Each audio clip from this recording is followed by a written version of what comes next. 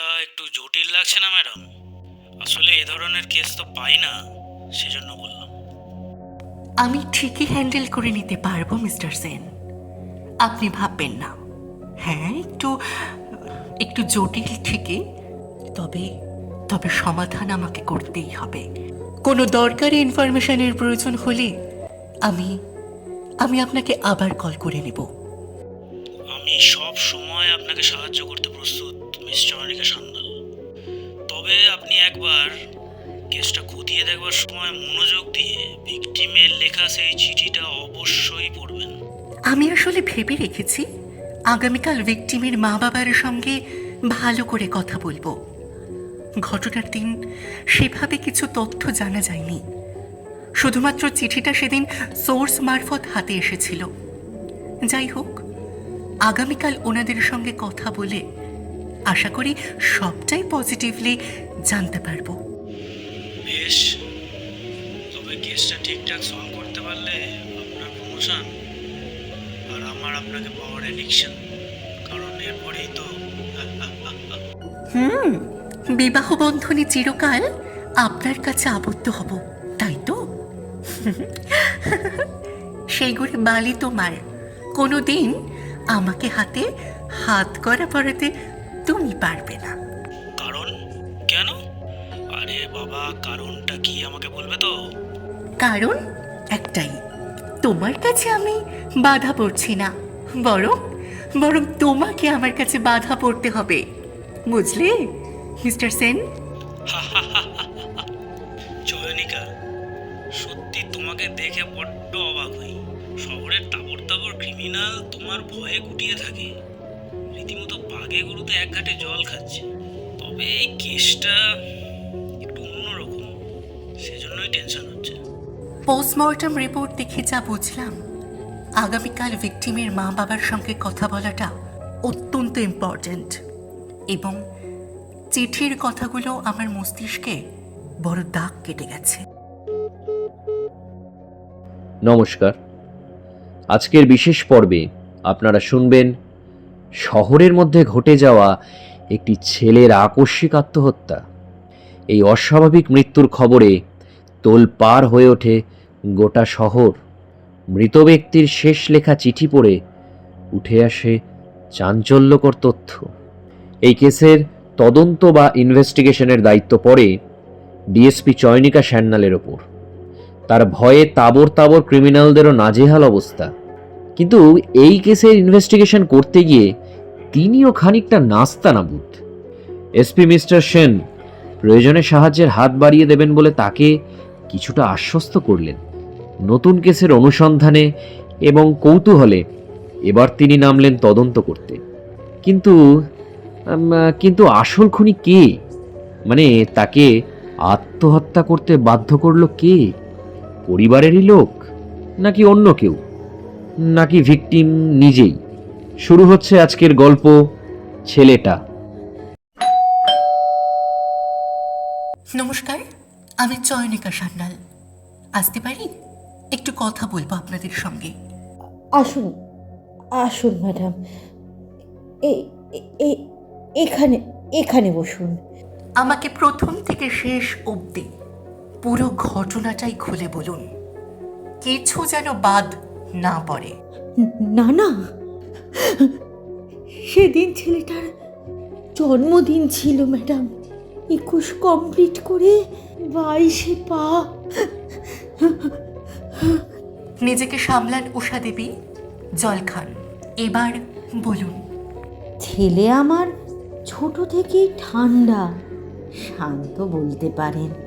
লেখাপড়াতেও মন্দ নয়, তবে তবে তবে কি? ও আর 5টা ছেলের মতো স্বাভাবিক ছিল না।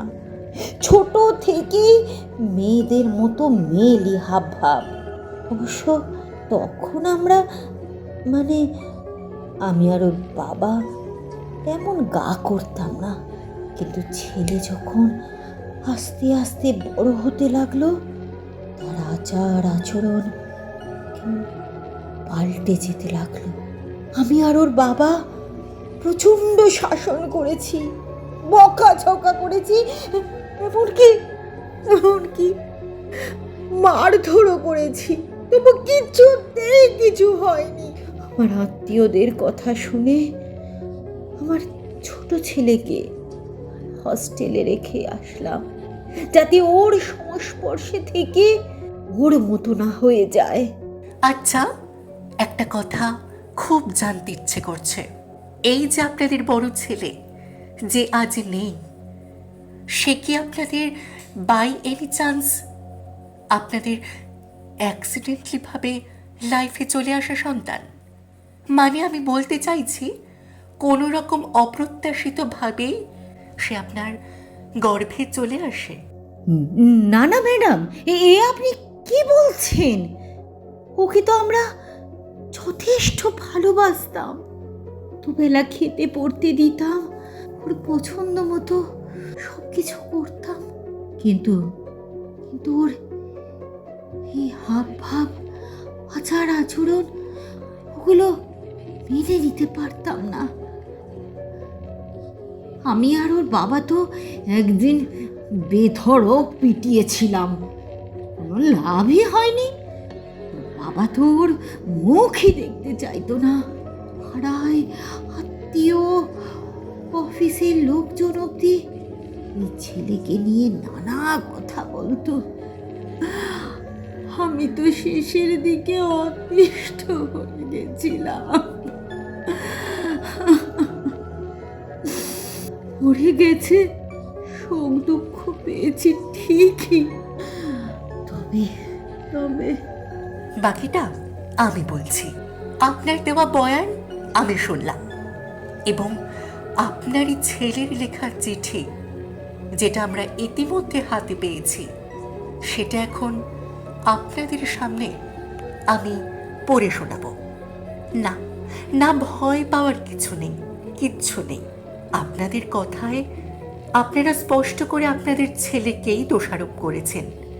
তবে তবে আপনাদের ছেলে চিঠিতে প্রথম থেকে শেষ অবধি কোথাও আপনাদের উপর দোষের ভার চাপিয়ে দেয়নি। কি অদ্ভুত, তাই না? আচ্ছা, আমি চিঠিটা পড়ছি, তারপর বাকি কথা বলছি, কেমন? শুনুন চিঠিটা। আমি চললাম মা, না ফেরার দেশে। তোমার আর বাবার আক্ষেপ এবং দুর্ভাগ্যের কারণ হয়ে বেঁচে থাকাটা আমার কাছে বিরাট বিরাট বড় অভিশাপ।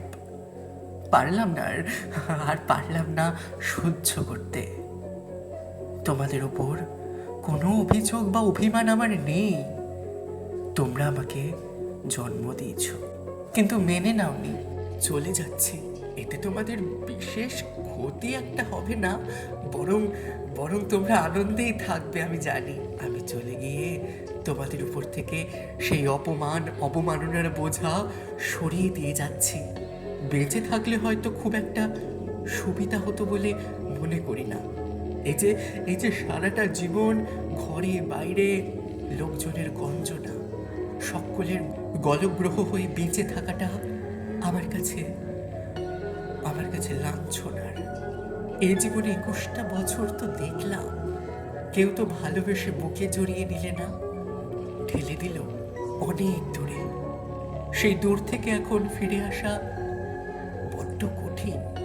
এই যে আমার নাচ গান কবিতা সবেতেই তোমাদের বড্ড না ছিল, আপত্তি ছিল, সব ছেড়ে দিয়েছিলাম।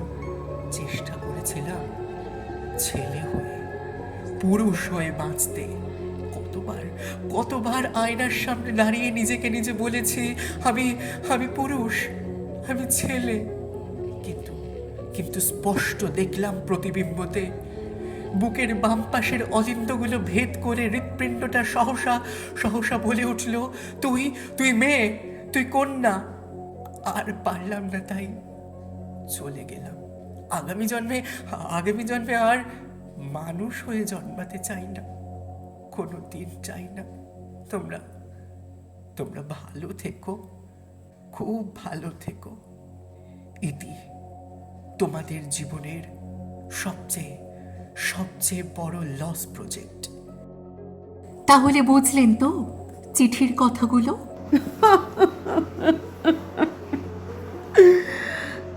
বুঝলেন? হ্যাঁ ম্যাডাম, সব সব দোষ আবার। আমি জানি এই ভুলের কোনো ক্ষমা নেই। আমি জানি আপনারা যা শাস্তি দেবেন দিন দিন। অবশ্য আমি সব থেকে কঠিন শাস্তি পেয়েছি। সন্তান হারানোর মতো কষ্ট মায়ের কাছে কতটা শোকের। যাক, অবশেষে আপনি বুঝলেন। তবে জানেন কি, অনেকটা দেরি হয়ে গেল। ছেলেটার প্রাণ থাকতে যদি কথাগুলো বুঝতেন। আসল কথাটা কি বলুন তো? আপনি বা আপনারা যদি না চান আপনাদের সন্তান গে অথবা ট্রান্সজেন্ডার হোক, তাহলে আপনারা বাচ্চা নেবেন না। কাল সেই বাচ্চাটি গে অথবা ট্রান্সজেন্ডার হবে, আপনি বা আপনারা কেউ মেনে নিতে পারবেন না। নিজেও জ্বলবেন, বাচ্চাটাকেও জ্বালাবেন। যেদিন আপনারা মনে করবেন আমার বাচ্চা যেমনই হোক, I will love no matter word, সেদিনই নেবেন। একসেপ্ট করতে না পারলে নো বাচ্চা।